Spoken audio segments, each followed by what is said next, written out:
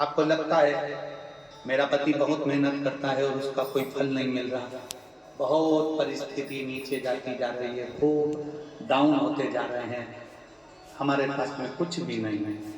यहाँ तक कि मेरे पास इतना भी नहीं कि मैं सीहोर कुबेरेश्वर धाम भी चले जाऊं और रुद्राक्षोत्सव की कथा सुनकर। आपको लगता है ऐसा कि आपके पास में नहीं है इतना, मैं सीहोर तक भी नहीं जा पाऊं, मेरे पास धन नहीं। जितने आस्था चैनल पर सुन रहे हो, जितने मोबाइल पर सुन रहे हो, जितने यहाँ पंडाल में सुन रहे हो, आपको लग रहा है मेरा ये काम नहीं हो रहा, मेरे पास में इतना नहीं है, मेरा बहुत व्यापार कर रहे हैं पर आ ही नहीं रहा, धन कहीं से नहीं आ रहा, बहुत टेंशन में जीवन चल रहा है। तब 7 बेलपत्र लेना है। कितनी बेलपत्र लेना है? 7 बेलपत्र में से सबसे पहली बेलपत्र, घर से जब चलो तो घर के पास में जो घर के अंदर रसोई घर में मटका होता है, क्या बोलते हैं यहाँ पर, हंडा, मटका, गगरा, घड़ा, जिसमें तुम पानी भरते हो, टंकी, बाल्टी, जो भी होता है रसोई घर में जो पानी भरते हो पीने के, हंडे में, बॉटल, उसमें टंकी में, जिसमें भी तुम भर के रखते हो, एक बेलपत्र उस हंडे के पास में, मटके के पास में वहां रखना है।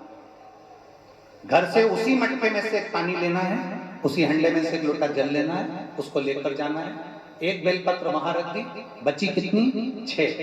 6 बेलपत्र में से चलते चलते एक बेलपत्र पानी लेकर जब जाओ तब एक बेलपत्र बेलपत्री के वृक्ष के नीचे बेलपत्र चढ़ा के उस पर जल चढ़ाना।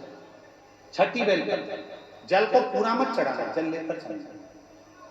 5वें नंबर की बेलपत्र नंदीश्वर के पास में, जिस नंदी का पांव ऊपर की ओर हो, एक पांव नीचे दबा रहता है, पांव ऊपर वाले पांव के पास में एक बेलपत्र रख देना। 5वें नंबर की बेलपत्र वहां रख दीजिए। 4थे नंबर की बेलपत्र अशोक सुंदरी वाली जगह, हमने कई बार आपको अशोक सुंदरी का स्थान बताया। ये जलाधारी, यहाँ जो बीच में से जल बहता है, बीच में एक मोटी लाइन होती है, अशोक सुंदरी। 4थे नंबर की बेलपत्र यहाँ रख दीजिए, थोड़ा सा जल समर्पित कर दीजिए। 3रे नंबर की बेलपत्र यहाँ बैठकर जल चढ़ा रहे हो तो यहाँ रखो, यहाँ बैठकर जल चढ़ा रहे हो तो यहाँ रखो, यहाँ बैठकर चढ़ा रहे हो तो यहाँ रखो, मतलब पार्वती जी का जो हस्तकमल है उस पर रखना है और उस पर जल चढ़ाना है। 3रे नंबर में। 2रे नंबर की बेलपत्र शंकर भगवान का जो शिवलिंग है उसके ऊपर बेलपत्र को रखना है। बेलपत्र की जो डंडी है, आप बैठे हो वहां पत्ती का मुंह होना चाहिए, डंडी का मुंह तुम्हारे ठीक विपरीत।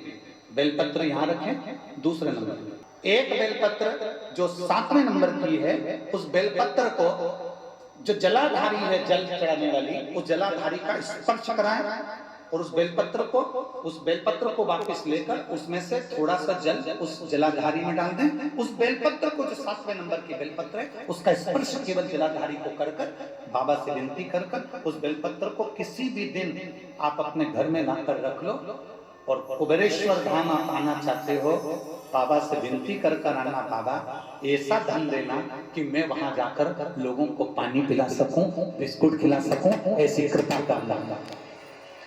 7 मार्च को कथा प्रारंभ होगी कुबेरेश्वर धाम की। 5 मार्च के पहले मेरा बाबा तुम्हारी झोली जरूर भरेगा और तुम्हें कुबेरेश्वर धाम जरूर बुलाएगा, पक्का। ज्यादा दूर का नहीं सोचना, नजदीक। 7 बेलपत्र का उपाय, 7 बेलपत्र का उपाय शिव जी का एक आनंद फल प्रदान। पहली परिंदे के पास, 2री बेलपत्र के वृक्ष के नीचे, 3री नंदी के यहाँ, 4थी अशोक सुंदरी के यहाँ, 5वीं पार्वती जी के यहाँ, 6ठी भगवान शंकर के ऊपर, 7वीं जलाधारी का स्पर्श कराकर वापस।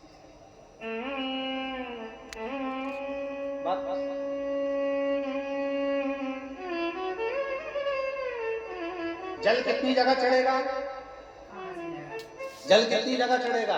केवल 5 जगह पर। एक बेलपत्री के पेड़ के नीचे, 2रा अशोक सुंदरी की जगह, 3रा पार्वती जी की जगह, 4था शिवलिंग के ऊपर और 5वां जो जलाधारी है ऊपर, उस 5 जगह पर एक ही लोटे में से थोड़ा थोड़ा जल वहां चढ़ेगा। बाबा से विनती करना है आपको, बाबा मेरा ये दुख है आप मिटा दें, बाबा मेरा ये कष्ट है समाप्त करना, बाबा मुझे सीहोर पहुंचना है, कुबेरेश्वर धाम जाना है, रुद्राक्षोत्सव में लोगों को भंडारा खिलाना है, बाबा इतनी झोली भरना मेरे दाता, मैं स्वस्थ होकर कुबेरेश्वर धाम की धरा पर पहुंच सकूं। उससे विनती करो, विनय करो, निवेदन, उससे प्रार्थना करो, झोली पसार का प्रणाम करोगे वो देता देता, खाली नहीं छोड़ेगा, शिव करता। एक बहन ने तो